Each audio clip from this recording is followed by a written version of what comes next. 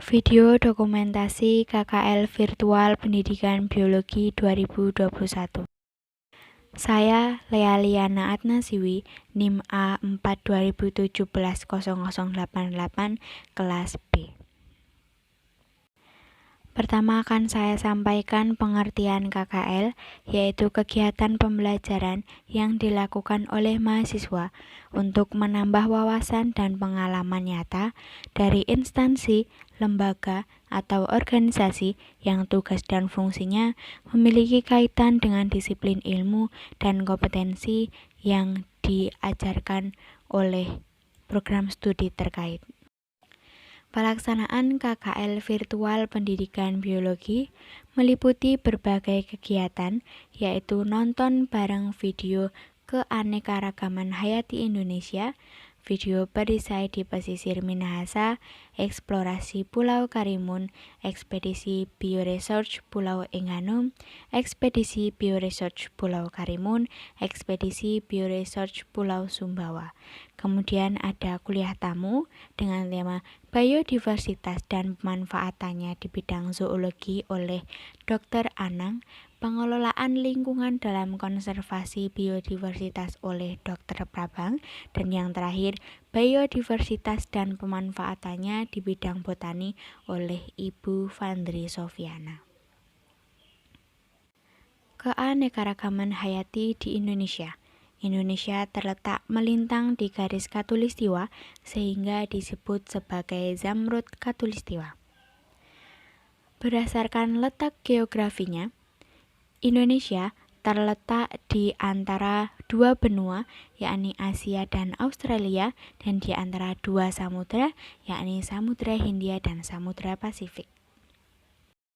Berdasarkan letak astronomi dan geografinya, menjadikan Indonesia memiliki iklim tropis dan memiliki tingkat keanekaragaman hayati yang sangat tinggi.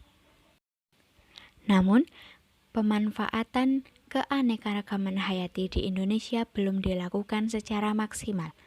Lembaga Ilmu Pengetahuan Indonesia atau LIPI terus melakukan penelitian untuk menggali kebermanfaatan dari keanekaragaman hayati di Indonesia. Yang pertama, perisai di pesisir Minahasa.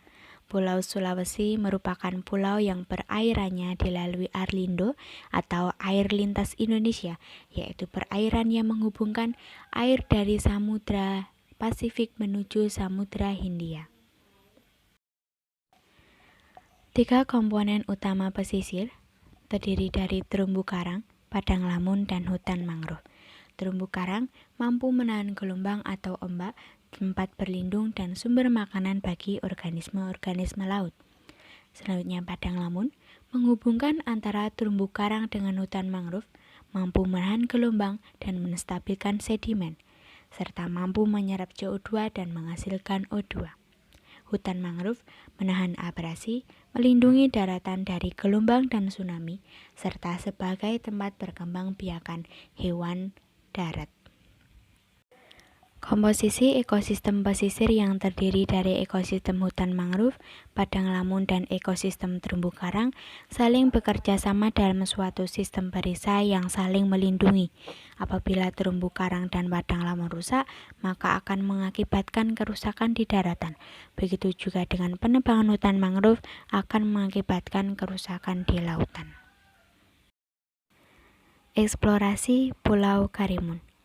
Kota Batam, Kepulauan Riau, merupakan kota yang memiliki letak strategis yang dilalui perdagangan internasional.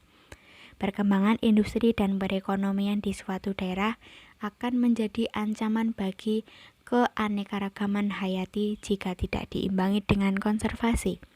Teknik konservasi yang tepat dalam kondisi ini adalah konservasi ex situ, yaitu kebun raya.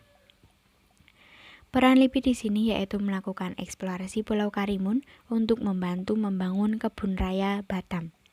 Tujuan eksplorasi Pulau Karimun adalah pengumpulan koleksi hidup untuk kemudian ditanam di kebun raya, serta mengungkap keanekaragaman hayati di Pulau Karimun dan pengkayaan koleksi herbarium.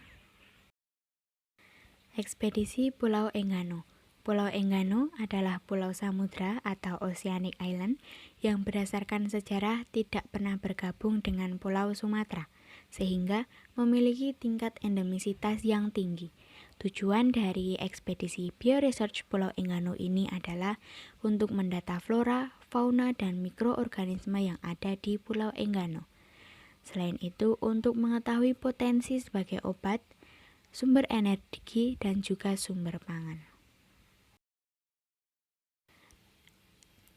Selanjutnya adalah ekspedisi Pulau Sumba. Menurut sejarah geologi, Sumba merupakan fragmen lempeng benua yang berkesinambungan dengan dangkalan Sunda. Ada pula yang mengatakan bahwa Sumba pernah bergabung dengan Sulawesi Barat. Ada juga yang mengatakan bahwa Sumba merupakan pulau oseanik atau oceanic island. Tujuan dari ekspedisi bioresearch Pulau Sumba ini adalah untuk menguak masa lalu dan memberikan informasi bagaimana evolusi Pulau Sumba dapat terjadi. Dalam ekspedisi ini, LIPI mengungkap 435 jenis fauna, 179 spesimen flora, dan 122 koleksi hidup. Selain nonton bareng video penelitian dari LIPI, kami juga mengikuti kegiatan kuliah tamu dengan tema biodiversitas dan pemanfaatannya di bidang biologi, pengolahan lingkungan dalam konservasi biodiversitas, dan biodiversitas dan pemanfaatannya di bidang botani. Dengan mengikuti KKL virtual ini, kami mendapatkan pengalaman mengenai ekspedisi keanekaragaman hayati di suatu daerah dan bagaimana cara melakukan penelitian keanekaragaman hayati di suatu daerah.